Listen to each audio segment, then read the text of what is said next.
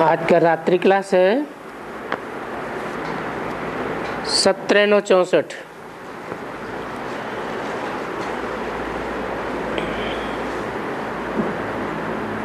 इस सर्विस में वास्तव में थकान नहीं होनी चाहिए। क्यों?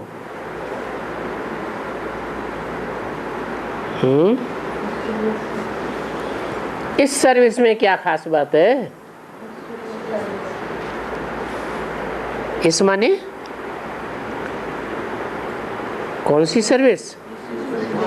ईश्वरीय सर्विस में थकान नहीं होनी चाहिए। कोई कारण? क्योंकि ये ईश्वर की सेवा है, कोई देहधारी की सेवा नहीं है। और ईश्वर कौन है? आत्माओं का पिता है। वो सदैव आत्मा है, निराकारी, निर्विकारी, निरहंकारी है। तो उसकी सेवा में रहने वाले जो बच्चे हैं उनकी भी कैसी स्टेज बनेगी? आत्मिक स्टेज बनेगी। आत्मा को थकान होगी? होगी। देह को थकान होती है, क्योंकि ईश्वरीय सर्विस में तो और ही ताकत मिलती है। देहधारियों की सेवा करेंगे, भला राष्ट्रपति की ही कोई सेवा मिले, प्रधानमंत्री के नीचे कोई सेवा मिले, वो सेवा रूहानी होगी या जिस्मानी होगी? रूहानी तो नहीं होगी, जिस्मानी सेवा होगी। और जिस्म में ताकत होती है कि आत्मा में ताकत होती है? हैं? आत्मा में ताकत होती है। जिस्म तो 5 तत्वों का पुतला है, 5 जड़ तत्व हैं। जड़त्व में ताकत कहां से आई? हर एक कार्य में कमाई तो जरूर है, क्योंकि सभी ऑन गॉडली सर्विस यानी ईश्वर की सर्विस में है।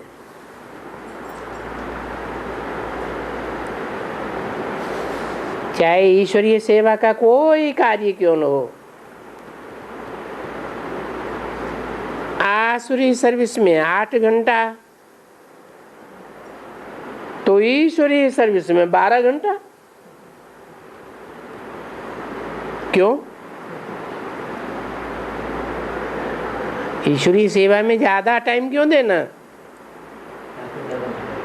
क्योंकि यहाँ इजाफा जास्ती मिलता है। बाप बहुत अच्छा इजाफा देते हैं।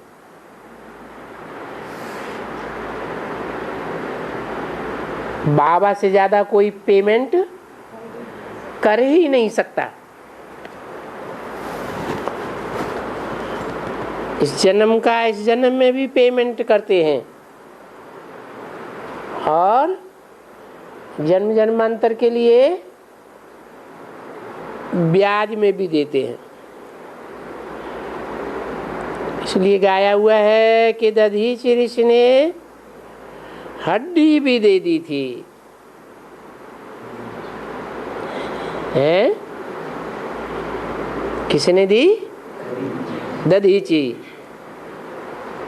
ये दधीचि ऋषि की बात कहां से उठाई? शास्त्रों से।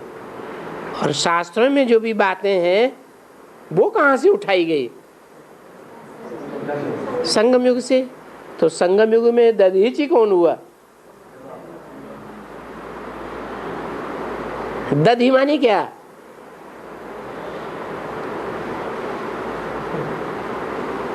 अरे दधीचि शब्द दधी से बनाना। दधी माने क्या? दधी माने दही।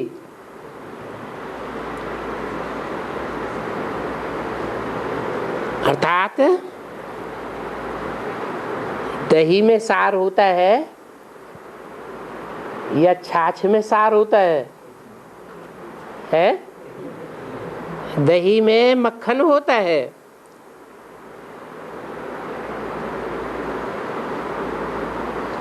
लेकिन दही जमा हुआ है या लिक्विड है? शुद्ध दही होगा, शुद्ध दूध का दही होगा तो जाम होगा या ढीला ढीला होगा? जाम होता है। तो दधीच ऋषि, उनकी हड्डियां भी कैसी थी? सॉलिड हड्डियां थी या कमजोर हड्डियां थी? हैं? सॉलिड हड्डियां थी। उन्होंने अपनी हड्डी भी दे दी। हड्डी हड्डी ईश्वरीय सेवा में स्वाहा किया।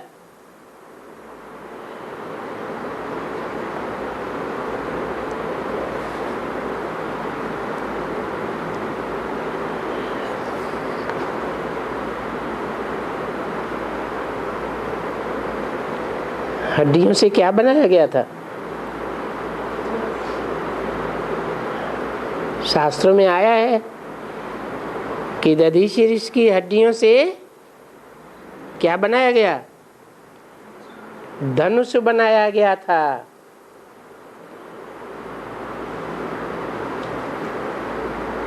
और दधीचि ऋषि की हड्डियों से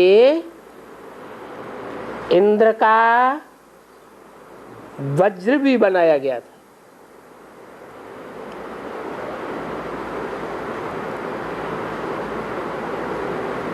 तो देखो, हड्डियां हड्डियां ईश्वरीय सेवा में स्वाहा करना, ये कर्म सन्यासी की बात है।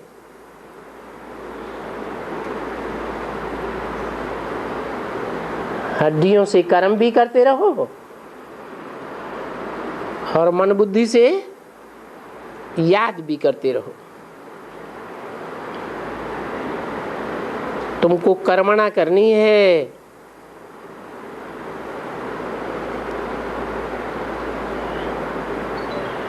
कर्मेंद्रियों से ही कर्मणा की जाती है। तन मन धन से बहुत सेवा करनी है। अभी सन्यासी क्या करते होंगे? किस प्रकार की सेवा करते होंगे?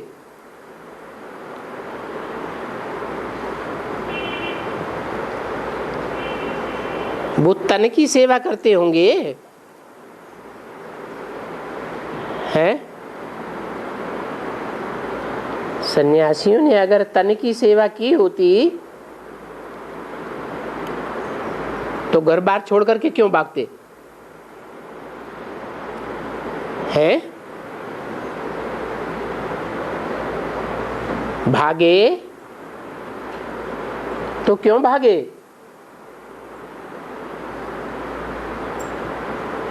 तन की जो सेवा करनी थी, बीवी बाल बच्चों की, वो तन की सेवा छोड़ दी। वो सन्यासी सर्विस नहीं कर सकेंगे तन की, क्योंकि वो तो सब कोई जाकर के सामने पड़ जाते हैं।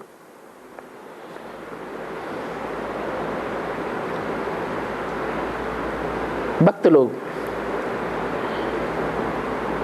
कर्म सन्यासी होने के कारण उनको कुछ कर्म तो करने की दरकार ही नहीं है। जैसे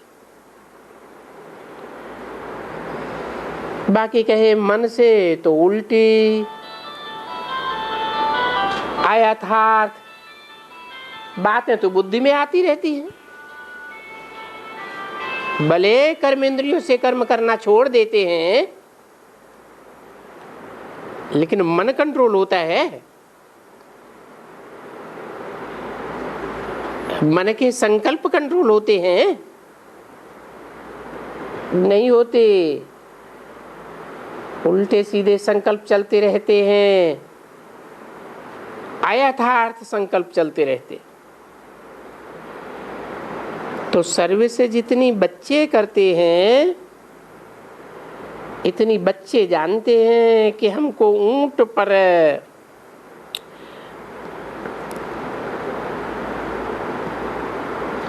हमको ऊंच पद मिलना है। पीछे मार्क्स तो सब में है। देखो बाबा भी कहते हैं जैसे भंडारी है तो इतनी सेवा करती है, तो इनकी भी मार्क्स बहुत है, क्योंकि बहुतों को सुख मिलने से वो सुख की आशीर्वाद इनके ऊपर जरूर जाती है।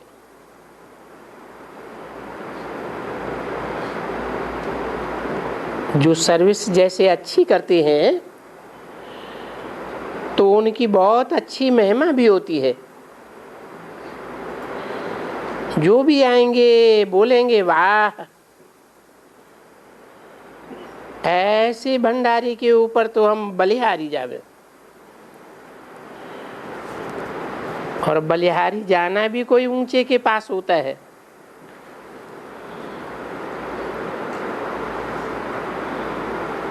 देखो तुम बच्चे बलिहारी जाते हो, किसके ऊपर है? भंडारी भोली दादी की बात की, उसके ऊपर बलिहारी जाते हो या बाप के ऊपर बलिहारी जाते हो? कितना ऊंचे बाप है, बलिहारी जाते हो तो फिर बाप से मिलता भी बहुत है। ये भी मेहनत है क्या?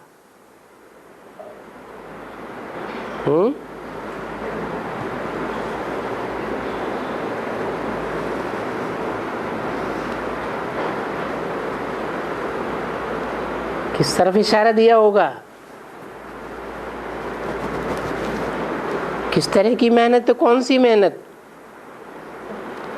भारत को पवित्र बनाना, शांत बनाना, सुखी बनाना, ये तुम्हारी मेहनत है ना। जितनी याद में रहते हो इतनी शांति फैलाते हो। जितना पवित्र रहते हो इतना भारत को पवित्र बनाते हो। तुम पवित्र बनने के लिए, शांत रहने के लिए पुरुषार्थ करते हो। दुनिया वाले तो कोई पुरुषार्थ करते ही नहीं है, है? दुनिया वाले कोई पुरुषार्थ नहीं करते। करते हैं कि नहीं करते हैं? अरे नहीं करते। दुनिया वाले कोई पुरुषार्थ नहीं करते हैं। हाँ, पुरुष माने आत्मा। आत्मा के लिए तो वो कुछ करते ही नहीं है। किसके लिए करते? पेट के लिए करते, देह के लिए करते, रथ के लिए करते। तो रथ के लिए काम करने वाला स्वार्थी हुआ और आत्मा के लिए पुरुषार्थ करने वाला तो परमार्थी है। देखो कौन है, इनको भुलाने में मेहनत लगती है। अशरीरी हो जावे, शरीर का भान मिटता जावे। ये भी तो यात्रा होती है ना। तो जितना अपन को आत्मा निश्चय कर बाप से योग रखता रहे, इतना बहुत कल्याण है। राजयोग की पढ़ाई तो देखने में बहुत सिंपल आती है, बैरिस्ट्री पढ़ने के लिए कितनी मेहनत लगती है, कितना नीचे से लेकर 1, 2, 3, 4 मैट्रिक, इंटरमीडिएट, बीए, फलाना फलाना पास करते करते जा करके पिछाड़ी को ऊंचा इम्तिहान देना पड़ता है।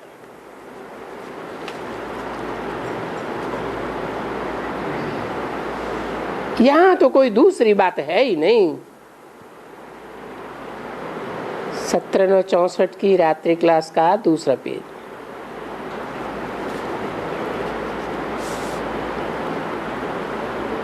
एक ही इम्तिहान है, जो भी आते हैं सो एक ही बात पढ़ते हैं। छोटी मोटी चौपड़ियां नहीं पढ़ती हैं। यहाँ तो फट से पढ़ लेते हैं। सो भी बाप ने बड़ा अच्छा समझाया है कि बाप को पहचाना और बाप के बने तो जीवन मुक्ति जरूर मिलेगी।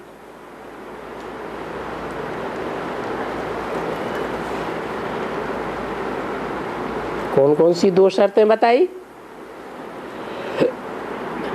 है? बाप को पहचाना और पहचान करके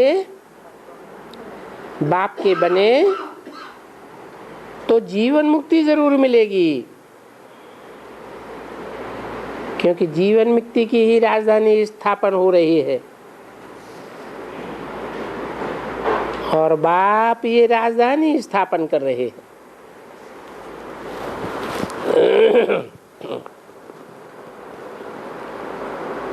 तो बड़ी सिंपल भी है, बड़ी सहज भी है। इसमें टाइम भी कोई बहुत नहीं जाता है, क्योंकि शरीर निर्वाह के लिए सबको टाइम चाहिए। पुरुषों को भी टाइम चाहिए तो माताओं को भी टाइम चाहिए। घर की संभाल करना, बाल बच्चों को संभालना, तो इस समय में इस तरफ में ध्यान देते हैं। और पढ़ाई तो थोड़ी ही रहती है, सुबह और शाम।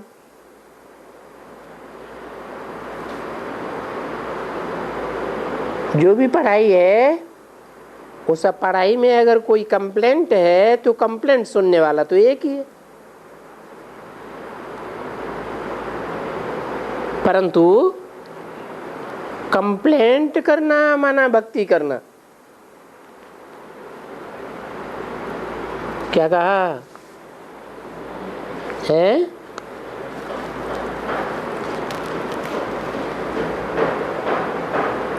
कोई कंप्लेंट करता है उसको भक्ति क्यों कहा?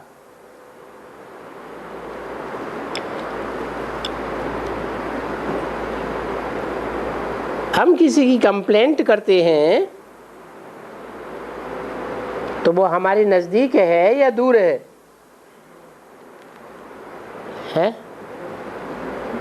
क्या कहेंगे? जिसकी हम कंप्लेंट करते हैं वो हमारे संसर्ग संपर्क संबंध में है या नहीं है?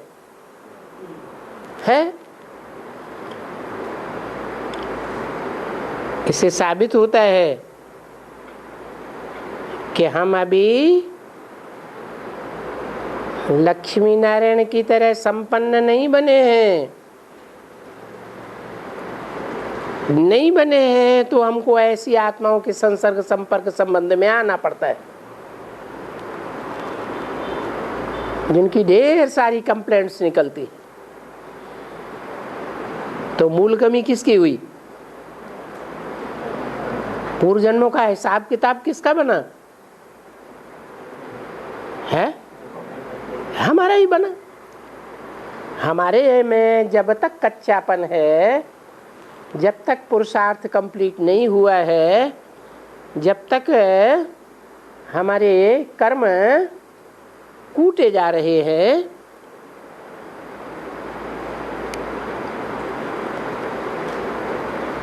खराब कर्मों पर हमने विजय नहीं पाई है, इससे साबित होता है कि कमी हमारी है। इसलिए ऐसी आत्माओं की संसर्ग संपर्क में आना पड़ता है। हम कंप्लीट बनेंगे, अर्थात नई दुनिया की राजधानी में लक्ष्मी नारायण के संसर्ग संपर्क संबंध में कोई कंप्लेंट वाली आत्माएं आएंगी हैं, जिनकी कंप्लेंट की जा सके। तो कंप्लेंट करना माना ही भक्ति करना, क्योंकि कहते हैं भक्ति करते करते फिर तुम्हारा दुख का छुटकारा हो जाएगा। तो भक्ति करना भी बाप को एक कंप्लेंट करना है।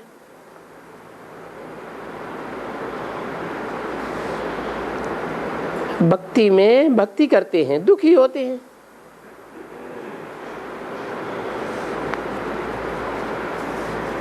भक्ति में दुखी कौन करते हैं? है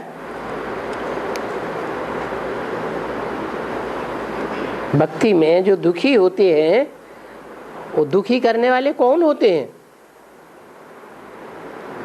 अरे भक्ति आई कहां से? भक्ति कहां से आती है? ज्ञान कहां से आता है? ज्ञान एक बाप से आता है और भक्ति रावण से आती है।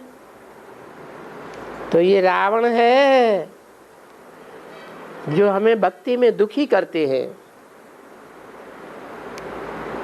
भक्ति को अच्छा तो समझते हैं, परंतु वास्तव में है दुख की कंप्लेंट। कंप्लेंट के पिछाड़ी कंप्लेंट भक्ति में। फिर ये सुख की कंप्लेंट, दुख की कंप्लेंट सतयुग में तो होती नहीं है। ईश्वरी गोद में बहुत समय तो रह भी नहीं सकते हैं। ये क्या बात हुई?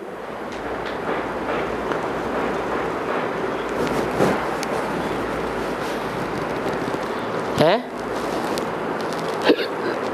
ईश्वरी गोद में लंबे समय तक क्यों नहीं रह सकते?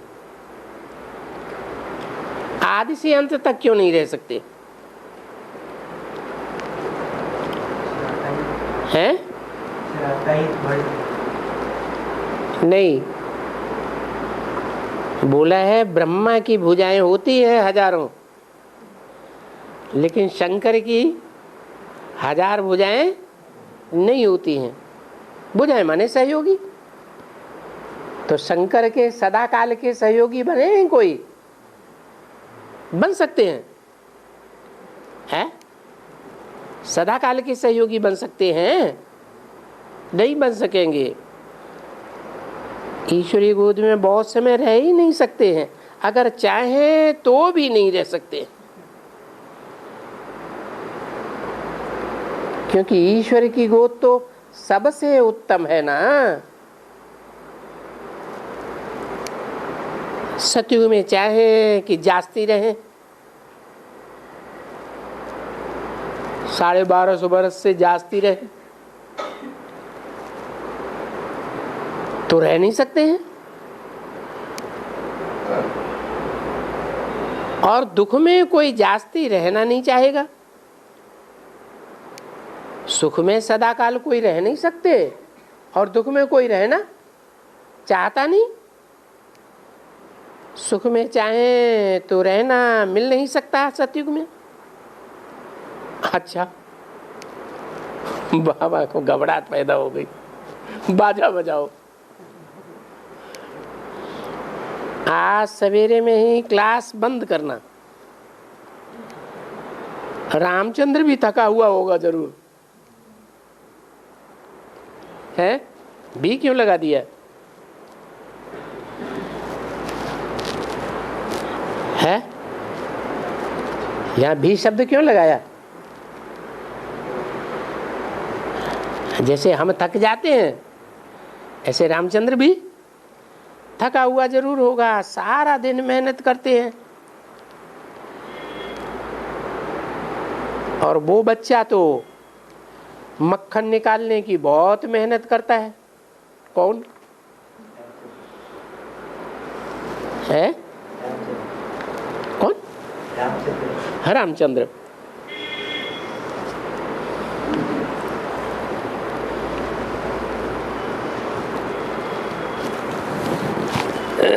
मक्खन काय में से निकलता है? दही में से। और दही से कनेक्टेड पार्ट किसका है? हैं? ब्रह्मा बाबा का। जैसे दही जाम होता है वैसे बर्फ भी जाम होती है। पार्वती के बाप का नाम क्या? हिमवान। जैसे कहते हैं धनवान, वैसे हिमवान। हिम माने बर्फ वाला। हिमालय बर्फ का आलय, बर्फ का घर। कौन हुआ हिमालय? है? बर्फ का घर कौन हुआ? कोई व्यक्ति है? जैसे नदियों के नाम है तो कोई व्यक्ति हुए, सागर है तो भी कोई व्यक्ति हुआ। ऐसे ही पहाड़ों में सबसे बड़ा पहाड़ जहां सदा बर्फ जमी रहती है, बर्फ की तरह दही भी जाम, बर्फ भी जाम। लिक्विड तो होता नहीं। तो ये हिमवान किसके लिए बोला? पार्वती के पिता के लिए बोला। तो जो पार्वती का पिता है वो कौन हुआ? है? पार्वती कहो, राधा कहो। राधा कौन से वंश की? चंद्रवंश की। तो चंद्रवंशियों का बाप कौन हुआ? चंद्रमा। और चंद्रमा किसका पार्ट है? ब्रह्मा बाबा का। तो बोला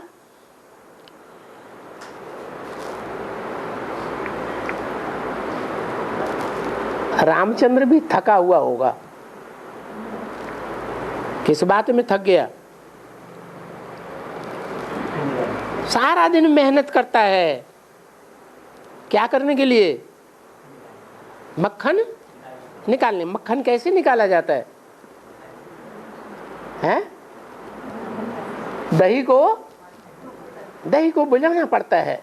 गर मर मेहनत तो लगती है ना। तो मक्खन निकालने की बहुत मेहनत करते हैं। कौन करते हैं? हैं? रामचंद्र जी। अच्छा, मक्खन निकालने की मेहनत करते हैं माने दही को बिलोते हैं, मथते हैं दही को मथानी से।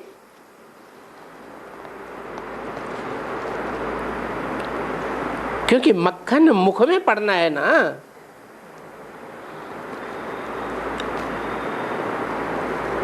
कि नहीं पड़ना है? किसके मुख में मक्खन दिखाते हैं? हैं? कृष्ण बच्चे के मुख में मक्खन दिखाते हैं।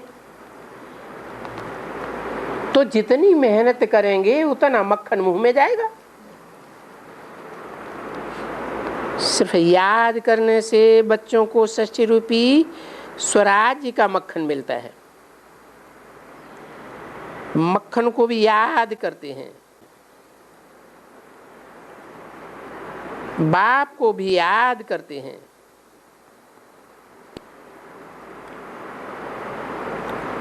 बाबा को नहीं समझ में आता है तो बोलते हैं अच्छा बाजा बजाओ।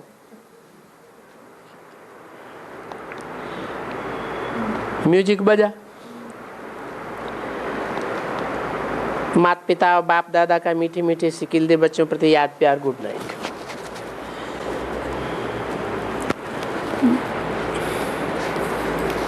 आज का प्रातः क्लास है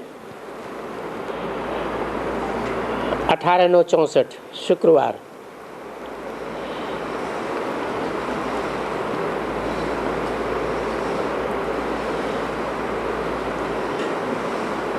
रिकॉर्ड चला है, गाफिल तुझे घड़ियाल ये देता है मनादी।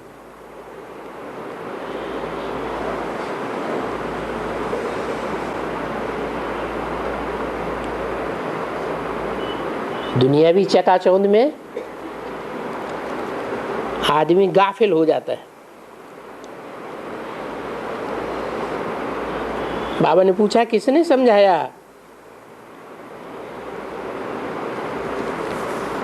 है क्या समझाया?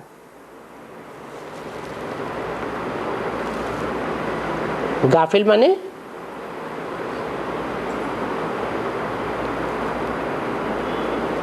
गाफिल माने अरे ये तो उर्दू का शब्द है। उर्दू तो हिंदुस्तान में खूब बोली जा रही है 400-500 साल से।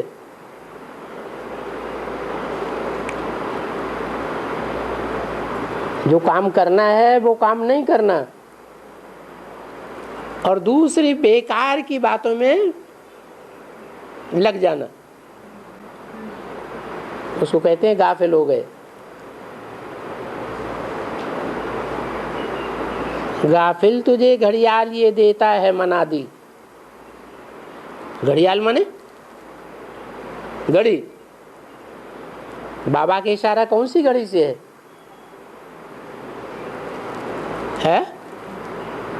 अरे अरे ये षष्ठी चक्र है। ये षष्ठी चक्र हमारी घड़ी है ना। ये हमको मुनादी कर रही है। क्या मुनादी कर रही है? अरे घड़ी की सुइयां क्या बता रही है? अब बहुत थोड़ा समय रह गया है। फालतू की बातों में, फालतू के कामों में समय व्यर्थ बर्बाद न करो। जो बेहद की घड़ियाल की घड़ी है उसमें बाकी थोड़ा कुछ मिनट रहा है। घंटे गए अभी मिनट रहा है। समझो मिनट के भी थोड़े मिनट रहे हैं। जो अच्छे सेंसिबल बच्चे हैं वो जानते हैं, क्योंकि बच्चे तो नंबरवार हैं ना। ये तो बच्चे समझ सकते हैं। इनका दृष्टांत तो देते हैं कि बरोबर ये गुलाब के फूल हैं।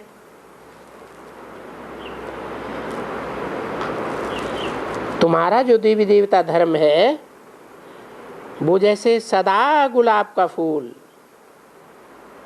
सदा शिव और सदा पार्ट बजाने वाले ऑलराउंडर बच्चे।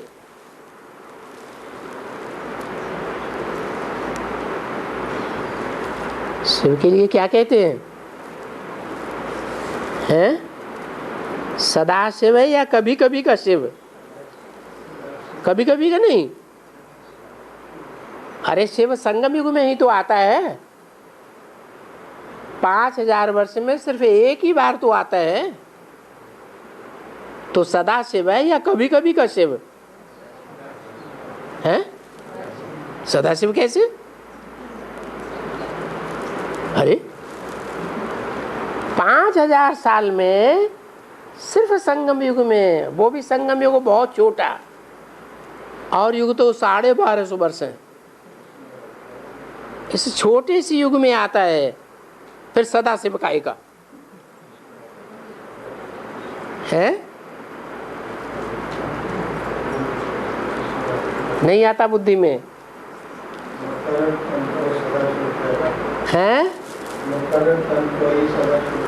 मुकर्रर रथ में जब आते हैं तो उनका विरुद्ध है कि मैं आप समान बना करके जाता हूं।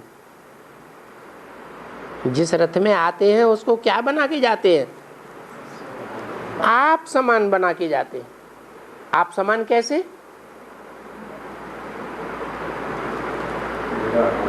वो तो सदैव आत्मिक स्थिति में स्थित होने वाला है। तो मुकर्रर रथ जिसमें आते हैं वो आप समान कैसे? बोला इस सृष्टि पर सदा कायम कोई चीज है नहीं, सदा कायम सिर्फ एक ही शिव बाबा है। सदा कायम का मतलब क्या हुआ सृष्टि में?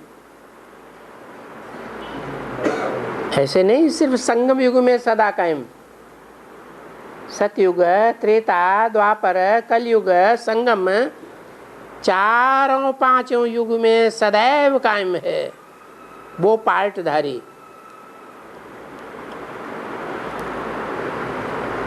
इसलिए ऑलराउंडर बताया, सदा शिव और सदा पार्ट बजाने वाला ऑलराउंडर। तो तुम गुलाब के फूल हो, क्योंकि यदि सभी के धर्म के ऊपर जावे तो तुम ऊंचे ते ऊंचे धर्म वाले हो, सदा गुलाब हो। पीछे तुम्हारे जैसे सदा गुलाब तो कोई हो ही नहीं सकते हैं। दूसरे धर्म वाले फिर नंबरवार हैं, कोई चंपा है, कोई चमेली है, कोई टांगर है, तो कोई याक है। उन फूलों में भी ऐसे ही फूल हैं, क्योंकि बगीचा तो होता है ना। तो ये धर्मों का भी जैसे बगीचा है। ये तो बच्चे जानते हैं कि ऊंचे ते ऊंचे धर्म तो है ही देवी देवता धर्म का। मुसलमान लोग भी क्या नाम देते हैं? अल्लाह ने कौन सा धर्म स्थापन किया? अल्लाह अव्वल दीन की कहानी बनाई हुई है। अव्वल दीन माने पहले नंबर का धर्म स्थापन किया। तो देखो उन धर्मों में गुलाब के छाड़ के फूल को अव्वल कहेंगे, परंतु अभी बेचारे मुरझाए गए हैं, अभी फिर से उनमें होने हैं। जब सीजन नहीं होती है तो शिशिर ऋतु में उन पौधों में, रूए गुलाब के जो पौधे होते हैं उनमें मुखरी भी नहीं रहती है, फूल भी नहीं, कली भी नहीं, कुछ भी नहीं होते हैं। तुम हो तो गुलाब के झाड़ के, परंतु सभी खत्म हो गए, जैसे सीजन ही खलास हो गई। अभी जब मैं आया हुआ हूं तो उन पौधों में से कोई मुखरी है, कोई कच्ची है, कोई पक्की है। बाबा नमूना ले आए हैं। भाई कहाँ गया? देखो नंबरवार है ना, हैं तो गुलाब के ना, तुम हो बरोबर गुलाब के। ये बंद कलियां कोई कोई मुरझा जाती हैं, कोई कोई कलियां खिलती ही नहीं है, कोई थोड़ा खिलती है। हैं तो ना बरोबर, हो भी गुलाब के झाड़ के, क्योंकि दूसरे झाड़ों को ऐसे नहीं कहेंगे। ये सभी सेंसिबल धर्म वाले जानते हैं कि उनमें भी क्रिश्चियन लोग तो बहुत अच्छा जानते हैं, क्योंकि उनसे देवी झाड़ का कनेक्शन बहुत है।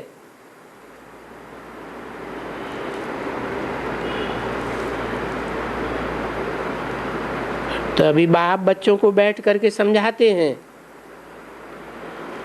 बच्चे सुस्ती नहीं करो।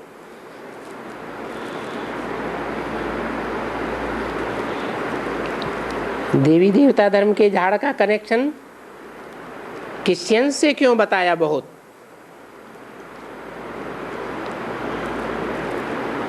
है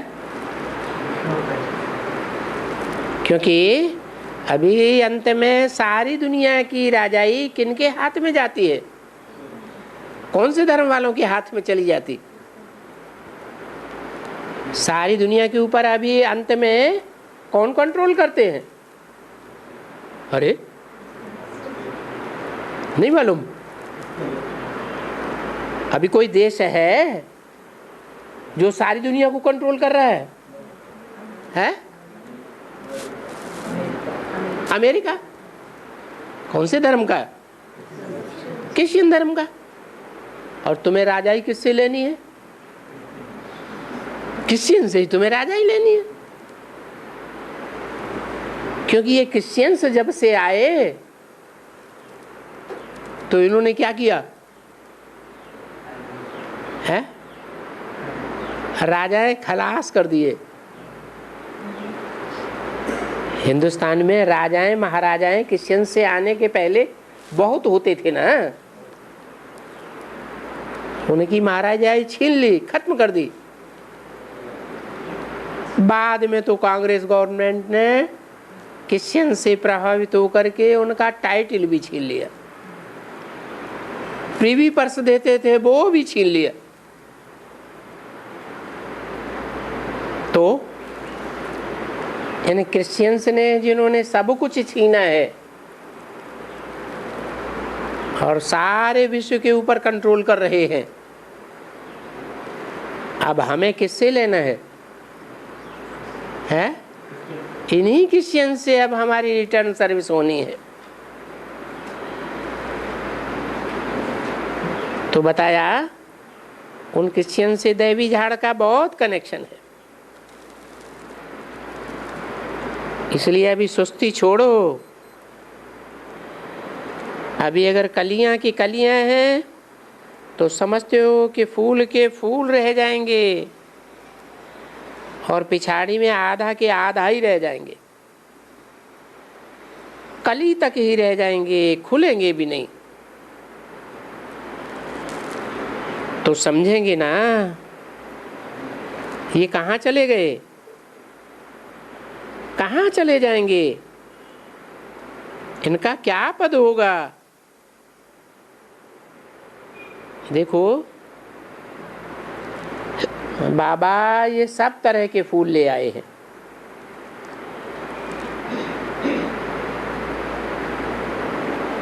उनमें ये रूहे गुलाब के हैं खास, और हैं भी एक ही झाड़ के। बाप समझाते हैं बच्चे समय बाकी थोड़ा है। ये जो घड़ी बनाई हुई है उसमें वास्तव में कांटे का फिराए तो नहीं सकते।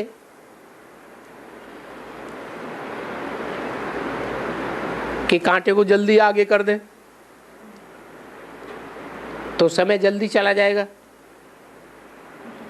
हाँ, अगर युक्ति से कोई रखे तो थोड़ा थोड़ा हम फिर आते रहें, निशान छोड़ते रहें कि यहाँ से कांटा शुरू हुआ है, यहाँ का कांटा यहाँ तक आ गया है। क्योंकि तुम जानते हो इस कांटे को कितना वर्ष हो गया जो फिरना शुरू हुआ है, नील से निकाला है। अभी आकर के 12 बजे के नजदीक पहुंचा है। क्या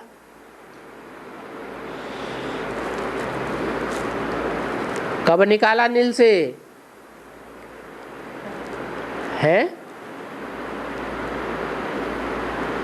अरे कांटा घूमते घूमते 12 तक पहुंचता है रात को,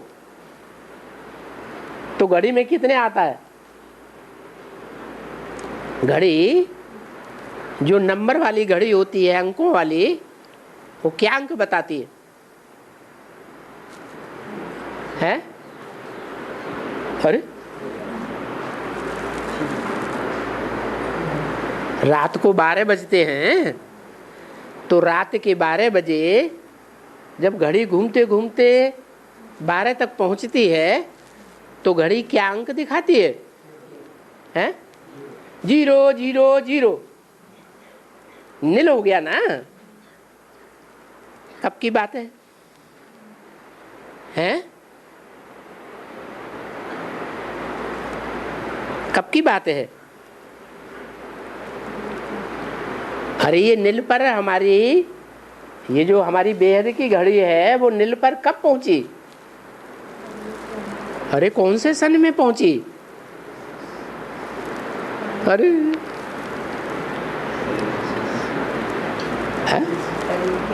हैं? हाँ? ओ टाइम बताओ। अरे गाते तो बहुत हैं, कितना गीत गाते रहे, ज्ञान सूर्य प्रगटा ज्ञान अंधेर विनाश। तो कब की बात है? हाँ 76 में अंधेरा था ना, नील हो गया ना। नील के बाद नील से बाहर निकला, अभी आकर के 12 बजे के नजदीक पहुंच गया। ये तो जानते हो ना,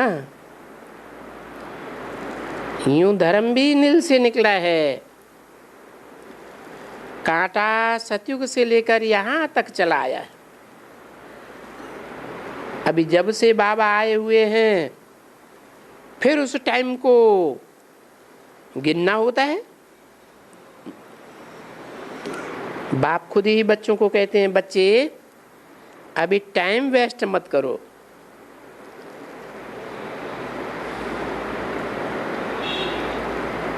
तुम अपने बाप को अच्छी तरह से याद करते रहो, क्योंकि जितना जितना याद करेंगे इतने इतने विकर्म विनाश होते जाएंगे। विकर्म कुछ न कुछ सब के होते रहते हैं जरूर। अभी विकर्म हो रहे हैं या नहीं हो रहे हैं? वि माने विपरीत, कर्म माने कर्म। श्रीमत में जो कर्म बताए हैं, श्रीमत के विपरीत कर्म अभी हो रहे हैं या नहीं हो रहे हैं? हो रहे हैं जरूर। 18/9/64 की वाणी का दूसरा पेज। ऐसे अपन को कोई मत समझे, इतना अहंकारी कोई मत बने कि हमारा कोई विकर्म नहीं बनता है।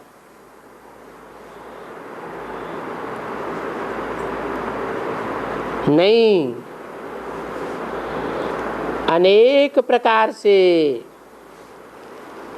विकर्म बनते हैं। कोई के गुप्त विकर्म भी बहुत बनते हैं।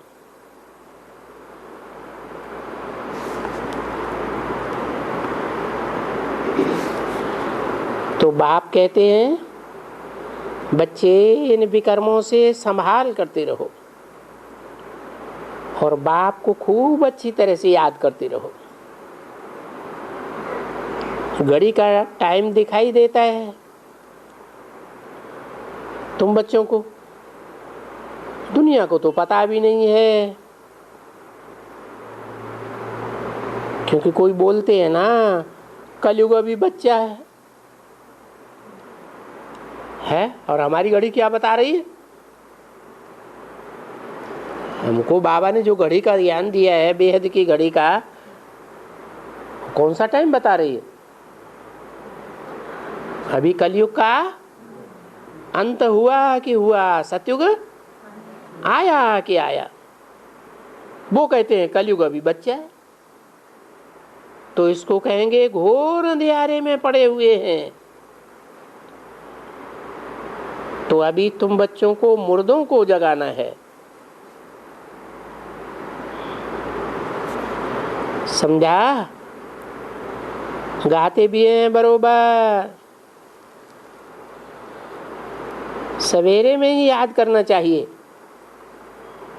जिन सोया तिन खोया। माना सोना तो है सबको, ऐसे नहीं कि कोई सोने बिगर रह सकते हैं, परंतु जो समय है याद करने का या भक्ति मार्ग का, वो सो करके खो नहीं।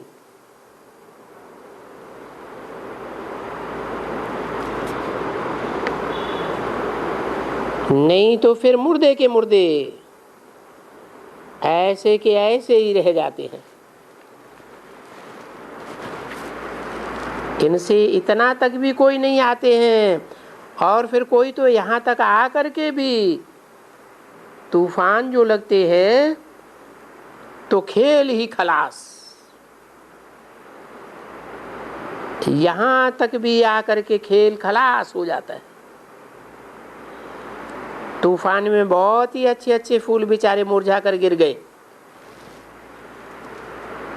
तो जब फूल गिर सकते हैं तो कलियों को मुरझाने में तो देरी क्या लगेगी, वो भी गिर जाएंगी। फिर कहाँ चले जाते हैं? फिर वो कांटे के कांटे रह जाते हैं। कौन रह जाते हैं? कौन से झाड़ में? गुलाब के झाड़ में फूलों के साथ साथ कांटे भी तो होते हैं। कलियां और फूल सारे जड़ गए तो क्या रह जाते? कांटे के कांटों की दुनिया रह जाती है। हैं जरूर यहाँ के फूल। बाबा कहते हैं देवी घराने तो जरूर आएंगे, प्रजा में भी आएंगे, प्रजा में भी नौकरी करने वाले भी आएंगे।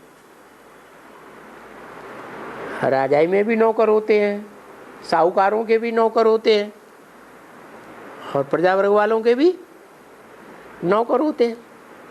सबसे कम पद भी पाएंगे, परंतु आएंगे तो जरूर, क्योंकि हैं ही तुम गुलाब के झाड़ के। तो उसमें खुश नहीं होना चाहिए कि हम तो सतयुग में तो आ ही जाएंगे, फिर भी हम स्वर्ग में तो आ जाएंगे, ऐसे नहीं। क्योंकि मनुष्य तो गाते हैं left for heavenly abode,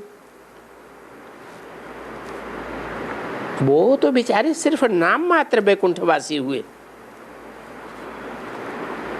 Baikunth में क्या है, क्या है, कैसे राज्य होता है, वो प्रारब्ध हरे कैसे बनाते हैं। स्वर्ग में कोई महाराजा महारानी है, कोई राजा रानी है, कोई प्रजा वाले हैं। क्यों? इसका भी तो कोई कारण होगा ना। अलग अलग पद कैसे बन गए? अभी तुम बच्चे अच्छी तरह से समझ गए हो कि जितना जितना जो बाप का बिलवड मोस्ट सर्विसेबल मोस्ट बच्चा होगा, उसको ऐसे कहेंगे सर्विसेबल मोस्ट बिलवड मोस्ट। ये तो एक कॉमन बात है।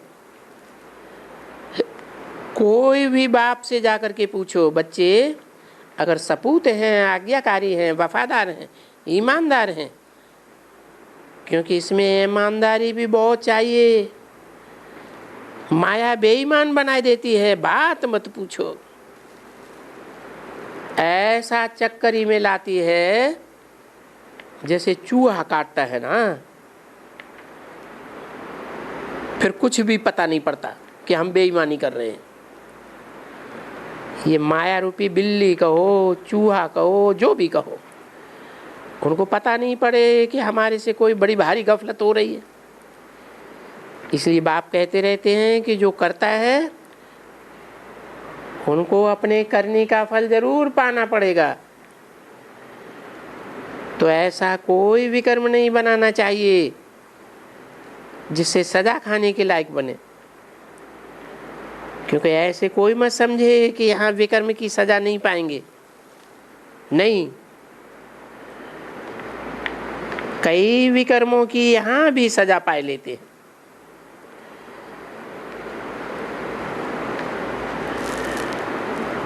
कहीं चलते चलते सभी गर्भ में थोड़े ही सजा पाते हैं, किसको बीमारी हो जाती है।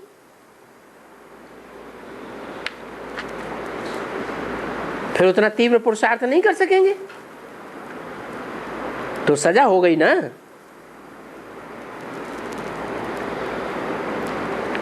कोई गर्भ जेल में चले जाते हैं,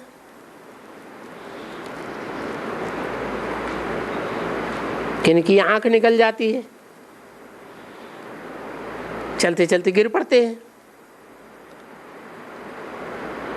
गिर पड़ते हैं तो लंगड़े हो जाते हैं।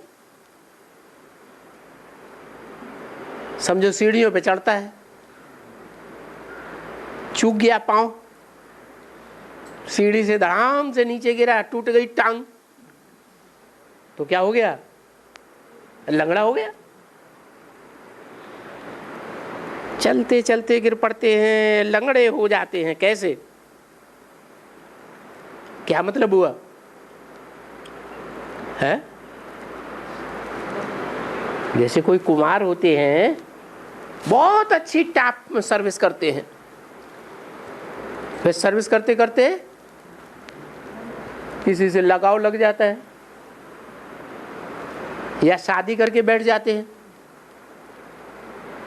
तो टांग टूट गई ना, कि नहीं टूट गई है? फिर बाप उनका सहयोगी बनेगा कि जिसके साथ शादी की है वो उनकी सहयोगी बनेगी? है? कौन बन गया जीवन साथी? कौन बना है? टांग तोड़ने वाला बना या दौड़ में तीखा ले जाने वाला बना? गिर पड़ते हैं, लंगड़े हो जाते हैं, लूले हो जाते हैं। लूले किसे कहा जाता है?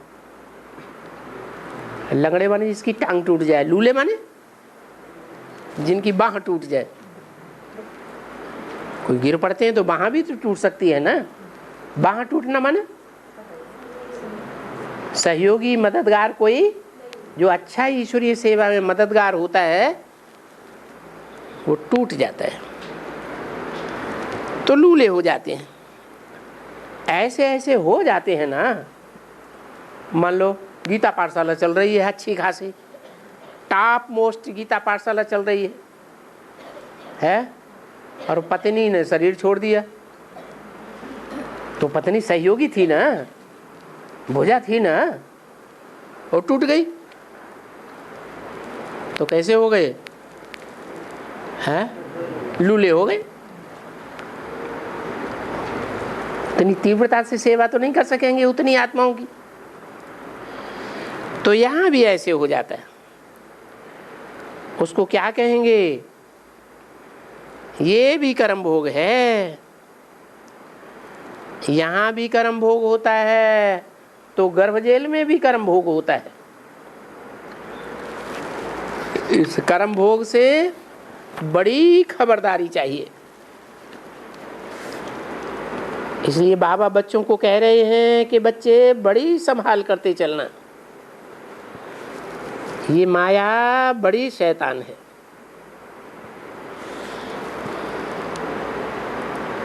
ओम शांति।